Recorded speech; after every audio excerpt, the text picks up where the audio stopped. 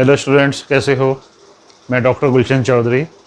अपन ने पिछले पहला चैप्टर अपना समुच्चय संबंध एवं प्रतिचित्रण पढ़ा था, जिसमें हमने सारी परिभाषाएं, उसके प्रकार सबके बारे में पढ़ा था। आशा है आपको समझ में आ गया होगा। फिर भी अगर किसी की कोई प्रॉब्लम है तो मेरे को कमेंट बॉक्स में लिख के भेजें। अब हम चैप्टर 2 ग्रुप समूह के बारे में आज पढ़ेंगे। सबसे इम्पोर्टेंट चैप्टर है, सबसे ज़्यादा क्वेश्चन पूछे जाते हैं आगे कंपटीशन के एग्ज़ाम में। कहीं पे भी आप जाओगे तो आपके सबसे ज़्यादा ग्रुप के क्वेश्चन आपके उसमें आएंगे। बहुत ही आसान और अच्छा चैप्टर है।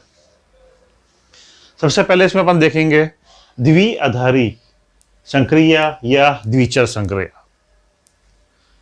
माना कि ए एक एरिक्त समुच्चय है। एरिक्त का मतलब ये खाली नहीं है, इसमें कुछ ना कुछ अवयव जरूर हैं। तो ए क्रॉस ए हमने ए का एलिमेंट अवयव लिया, बी भी हमने ए का अवयव लिया, तो हमारा क्या बन जाएगा, ए और बी का एक हमारा अवयव बन जाएगा। तो कोई फंक्शन ए क्रॉस ए से ए के बीच में प्रतिचित्रण है तो एफ समुच्चय ए में एक द्विचर संक्रिया या द्विआधारी संक्रिया कहलाता है। इसे हम तीन ये निशान हैं, ये चिन्ह हैं, जिनसे हम इसको व्यक्त करते हैं। ग्रुपॉइड एक बीजीय पद्धति जी स्टार हमारी क्या होगी, द्विआधारी संक्रिया। जी हमारा कोई एक ग्रुप होगा जहां जी एक एरिक्त समुच्चय है तथा स्टार उस पर द्विचर संक्रिया है, को ग्रुपॉइड कहते हैं। इसे क्वेसी ग्रुप भी कहते हैं। तो इसके दो नाम हैं, क्वेसी ग्रुप और ग्रुपॉइड। कंफ्यूज नहीं हो जाना है क्वेसी ग्रुप देखते ही, क्योंकि अपना जो चैप्टर चलेगा वो ग्रुप के नाम से चलेगा। कहीं भी गलती से अगर या उस किताब में या किसी पेपर में क्वेसी ग्रुप लिखा हुआ आ जाए तो अपने को घबराना नहीं है। लूप एक क्वेसी ग्रुप। अब यहां पे देख लो, जानबूझ के क्वेसी लिखा गया है, ग्रुप नहीं लिखा है, समूह नहीं लिखा है, क्वेसी लिखा है, जिससे अपने को यह शब्द बार बार याद होता रहे। एक क्वेसी ग्रुप जी स्टार को लूप कहते हैं यदि उसमें तत्समक अवयव विद्यमान हो। तत्समक अवयव ई का ए के साथ कोई भी मैं संक्रिया लगाऊंगा वो किसके बराबर होगी, ए का ई के साथ। ई का ए के साथ, ए का ई के साथ, आंसर क्या आएंगे हमारे, ए। इसका मतलब जो ई हमारा है वो क्या है, तत्समक। तत्समक का मतलब क्या हुआ, जैसे हम गुणा के लिए लेते हैं तो गुणा में एक हमारे लिए तत्समक अवयव कहलाएगा, क्योंकि एक को हम किसी भी संख्या से गुणा करेंगे तो हमारे रिजल्ट में कोई फर्क नहीं आता है। ऐसे ही प्लस के लिए, जोड़ के लिए हम जीरो को तत्समक अवयव मानेंगे, क्योंकि जीरो को किसी भी संख्या में जोड़ने पर हमारे रिजल्ट में कोई फर्क नहीं आता है। तो जोड़ के लिए जीरो, गुणा के लिए एक, ये हमारे तत्समक अवयव कहलाएंगे। सेमी ग्रुप माना जी एक एरिक्त समुच्चय है जिसमें स्टार एक द्विचर संक्रिया है, तो जी स्टार एक सेमी ग्रुप कहलाता है यदि द्विचर संक्रिया स्टार सहचरी हो, एसोसिएटिव। सहचरी का मतलब चाहे ए का बी के साथ पहले संक्रिया लगाएं, बाद में सी के साथ उसके ऊपर द्विचर संक्रिया लगाएं, या पहले बी का सी के साथ संक्रिया लगाएं, बाद में ए के साथ करें, इन दोनों के रिजल्ट क्या आएंगे, बराबर। जैसे अपन गुणा की बात करें, अपन अवयव लेते हैं 3, 4 और 5। तो पहले 3 और 4 को गुणा कर लें, बाद में 5 के साथ गुणा करें, या 4 और 5 को पहले गुणा कर लें, बाद में 3 के साथ गुणा करें, अपने रिजल्ट क्या आएंगे? सेम। तो ऐसे को क्या बोलेंगे अपन? सहचारी। तो जिसमें सहचारी प्रॉपर्टी है उस अपन को अपन क्या बोलेंगे? Semi group. मोनोइड। यदि किसी सेमी ग्रुप अपन ने अभी पढ़ा था, किसी सेमी ग्रुप में संक्रिया का तत्समक अवयव आइडेंटिटी एलिमेंट विद्यमान हो तो जी स्टार को क्या बोलेंगे? मोनोइड बोलेंगे। तो उसके अंदर उसका जो संक्रिया है सहचारी वो तो होनी चाहिए, साथ में क्या होना चाहिए?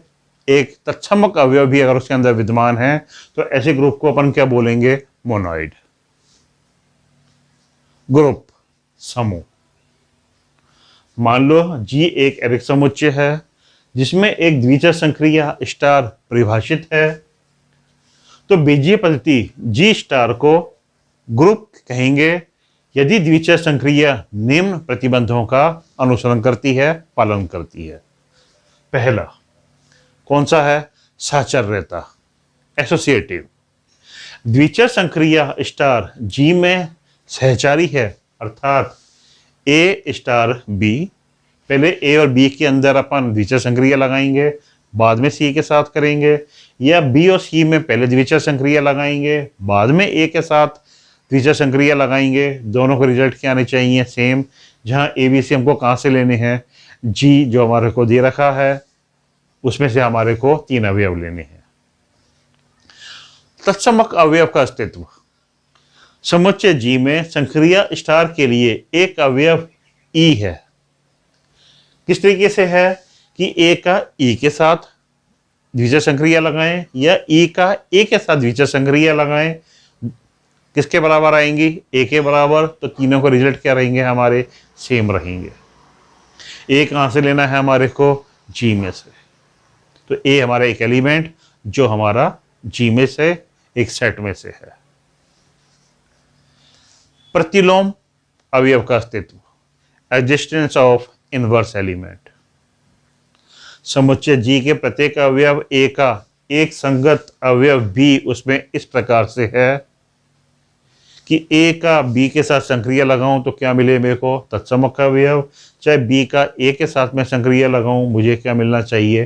तत्समक अवयव। तो बी को हम ए इनवर्स से व्यक्त कर सकते हैं।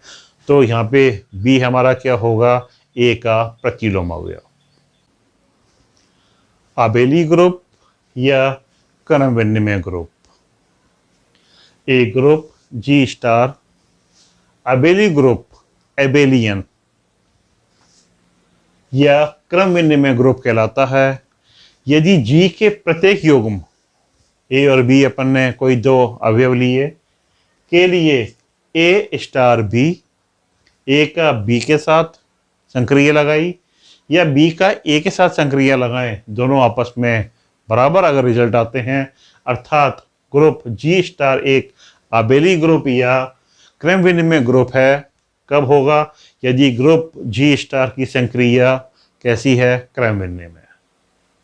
क्रम विनिमय का मतलब ए का बी के साथ संक्रिया या बी का ए के साथ संक्रिया लगाएं, दोनों को रिजल्ट क्या आने चाहिए? बराबर। तो ये क्या कहलाएगा? हमारा क्रम विनिमय, जो कि हमारे नाम से भी स्पष्ट है, क्रम विनिमय ग्रुप या उसका दूसरा नाम आबेली ग्रुप। एक उदाहरण, समुच्चय 1 -1 iota minus iota, iota under root -1।